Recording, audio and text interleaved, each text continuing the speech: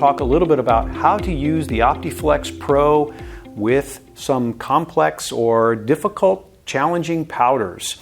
A lot of people are familiar with the term candy coatings, whether that be a candy red like you see on this wheel, or perhaps even something more of a candy blue like you see with this manifold cover.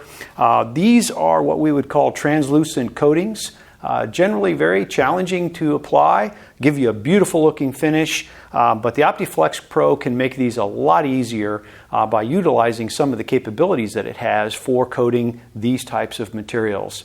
First, let's understand in a lot of these cases, these candy materials are multi-component powder coatings. So rather than just spraying one powder and you get the look, in the case of these, it's generally at least two, maybe sometimes three coats that would be applied to achieve the final look that you're after. If it's a two-coat process, in the case of this wheel, we would approach the coating of the wheel with the base coating, cure that, and then apply a second layer over the top of that. And that might be your translucent material, which would give it, you would pick up some of the base coating as well as being able to provide this candy, really beautiful candy color look that you see here. In some cases, people will want an even higher gloss level and might add a clear coat over the top of that. That would be a third coating. So as you can imagine, every time that we're applying a powder coating to this product, each layer gets more and more challenging to coat. So let's talk about how we might approach this with using some of the electrostatic control that we have with the OptiFlex Pro.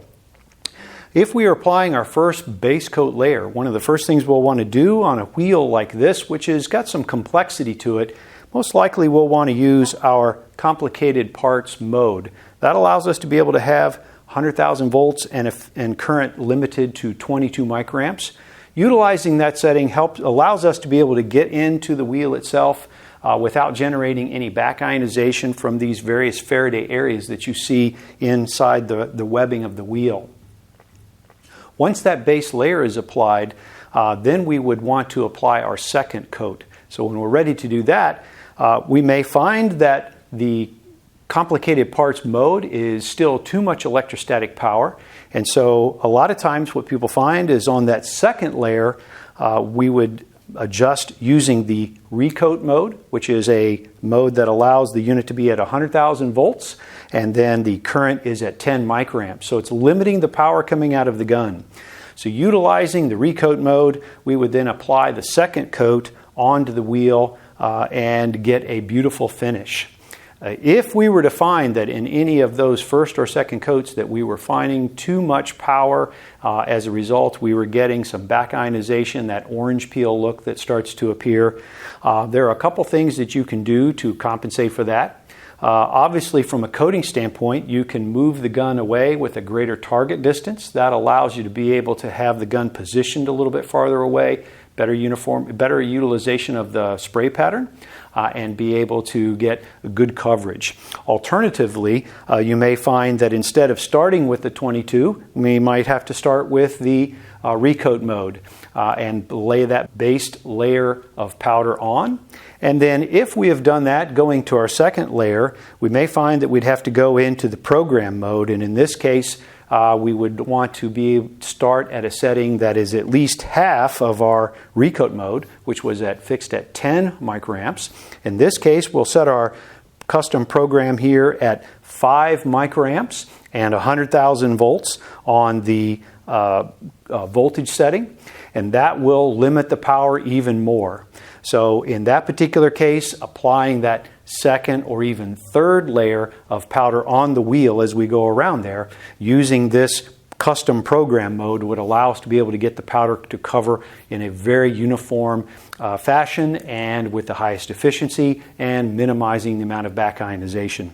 For those extreme situations where maybe you're still finding back ionization occurring, or you're adding even a third or fourth layer, you may find that going into your program mode and choosing to drop down even further, say 2.5 as a starting point, 2.5 microamps, and 100,000 volts on the power would allow you to be able to get the product coated.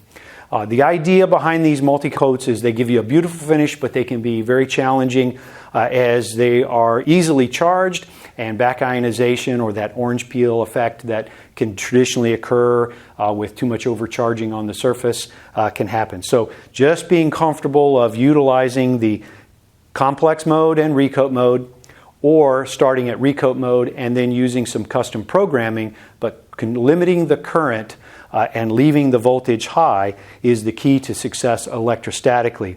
And of course, always adjusting the target distance as you feel is appropriate. Whether that's the candy apple red that we see here or the candy blue, both of these colors are good examples that would utilize similar technique on electrostatics.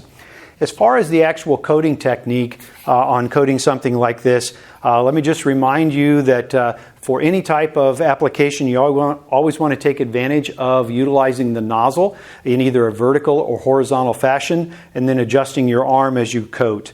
Like a lot of things in life, we do the hardest things first. So on this wheel, we would approach coating the inside of each of the webs, just moving the gun slowly in and around to be able to get a proper coating. Proper target distance would be somewhere in that 2 to 4 inches. You can adjust as needed based on the coverage that you're looking for. We want to get the gun in close enough, but we also want to allow the gun to be able to take effective use of the powder cloud that's coming out, or the pattern size that's being emitted from the nozzle. But once we've gone around and done each of the webs, we might come in and get the center where the nuts, the center lug would be, and then once we have done all of those hard parts, we'll finish it off with a uniform coating around the perimeter and maybe a zigzag back and forth to be able to build the millage, the thickness that we need.